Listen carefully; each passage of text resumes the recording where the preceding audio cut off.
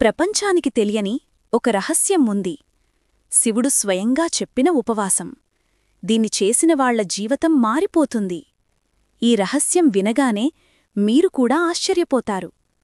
పురాణాల్లో చెప్పబడింది, కార్తీక సోమవారం లేదా ప్రదోష వ్రతంనాడు సూర్యోదయానికి ముందు లేచి స్నానం చేసి ఓం నమఃశివాయ మంత్రం 108 సార్లు జపించాలి.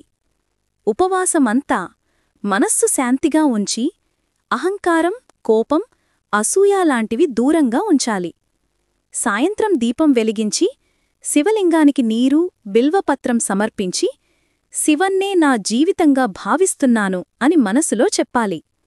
ఇలా 3 సోమవారాలు చేసినవాళ్లకు అనుకోని ఆర్థిక లాభాలు, మానసిక శాంతి మరియు దైవకటాక్షం లభిస్తాయి. ఇది శివుడు చెప్పిన రహస్య ఉపవాసం. చేసినవాళ్ల జీవితమే నిజంగా మారిపోతుంది. ఈ వీడియో నచ్చితే లైక్ చేయండి. మరిన్ని ఆధ్యాత్మిక రహస్యాల కోసం ఎలివేట్ వాయిస్ ఛానల్ను సబ్స్క్రైబ్ చేయండి. కమెంట్లో రాయండి, మీరు ఈ వ్రతం ఎప్పుడైనా చేశారా?